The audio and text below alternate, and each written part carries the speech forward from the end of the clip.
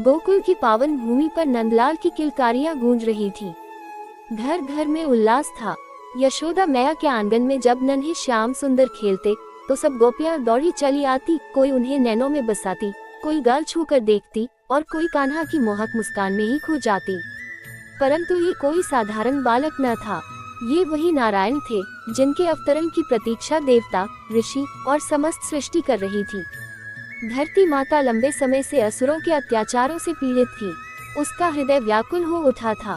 एक दिन यमुना के किनारे जब गोकुलवासी गोचारण में व्यस्त थे, तभी यशोदा मैया अपने ललित कान्हा को गोद में लिए स्नान करने आई। यमुना की लहरों में मधुर कलरव था।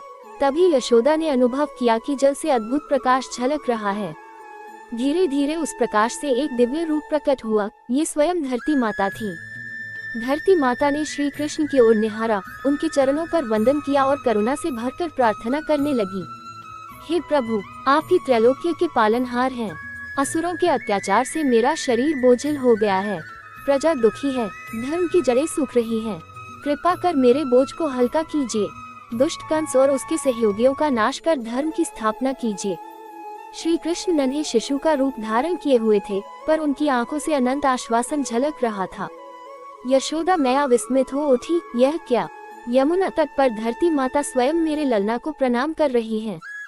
धरती माता ने अपने वचन पूरे किए और अंतर्धान हो गईं। परंतु यशोदा के मन में एक प्रश्न बार बार उठता रहा, क्या मेरा लाला सचमुच कोई साधारण बालक है या ये स्वयं परमात्मा है? दिन बीतते गए। कान्हा की चंचलता सबको मोहित करती। कभी वे गोपियों के घर से माखन चुरा कर खाते, तो कभी अपने मित्रों के संग यमुना तट पर खेलते। एक दिन की बात है, खेल खेल में कृष्ण ने माटी उठाकर खा ली। उनके सखा दौड़े दौड़े यशोदा मैया के पास पहुँचे और शिकायत करने लगे, मैया देखो, तुम्हारा कान्हा माटी खा गया। यशोदा जी ने तुरंत कान्हा को गोद में उठाया और सखियों की ओर देखा। रे श्याम, तूने माटी खाई है क्या? कान्हा ने भोलेपन से कहा, नहीं मैया, मैंने तो माटी नहीं खाई, ये सब झूठ बोल रहे हैं। परंतु यशोदा मैया जानती थी कि यह नटखट बालक कितनी जल्दी झूठ बोल जाता है। उन्होंने कठोर स्वर में कहा, झूठ न बोल, अपना मुंह खोल। नन्हे कृष्ण ने धीरे धीरे अपना छोटा सा मुंह खोला, पर जैसे ही यशोदा मैया ने भीतर झांका, उनका हृदय द्रवित हो उठा। अरे यह क्या? वहाँ तो संपूर्ण सृष्टि विद्यमान थी। आकाश, गंगाएं, सूर्य, चंद्रमा, ग्रह, नक्षत्र, दिशाएं, समुद्र, पर्वत, नदियां और समस्त लोक देवता अपने अपने स्थान पर विराजमान थे। ऋषि मुनि तपस्या में लीन थे। स्वर्ग, पाताल और मध्यालोक सब उसी छोटे से मुख में समाये हुए थे। यशोदा ने देखा कि गोकुल भी वही है, नंद बाबा का आंगन भी, और स्वयं वे भी अपने ही ललना को मुख में निहार रही हैं। क्षण भर के लिए यशोदा जी का तन मन स्तब्ध हो गया। उनकी आंखों में आंसू उमड़ पड़े। उन्होंने अनुभव किया कि यह कोई साधारण बालक नहीं, अपितु समस्त ब्रह्मांड का स्वामी स्वयं नारायण है। परंतु अगले ही क्षण भगवान ने अपनी योगमाया से ये दृश्य अदृश्य कर दिया। अब यशोदा जी के सामने वही मासूम ललना था, गालों पर माटी लगी हुई, आंखों में शरारत भरी मुस्कान, हाथ में माखन का गोला।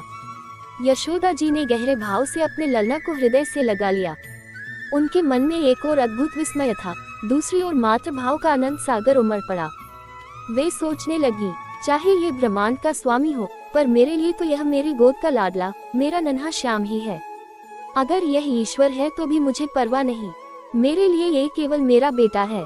धरती माता की प्रार्थना से लेकर यशोदा जी के ब्रह्मांड दर्शन तक ये कथा एक गहन रहस्य खोलती है।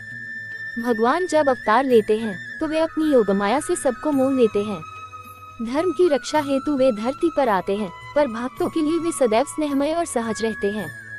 यशोदा जी को भगवान ने यह अद्वितीय अनुभव कराया ताकि संसार जाने, ईश्वर सर्वव्यापक है, परंतु भक्त हृदय में वे केवल प्रेम रूप से बंधे रहते हैं।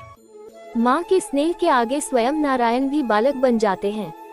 इस प्रकार यमुना तट पर धरती माता की प्रार्थना और यशोदा माता को ब्रह्मांड दर्शन, दोनों प्रसंग ये सिद्ध करते हैं कि श्री कृष्ण लीला केवल मनोरंजन नहीं, बल्कि भक्ति और प्रेम का अनंत संदेश है।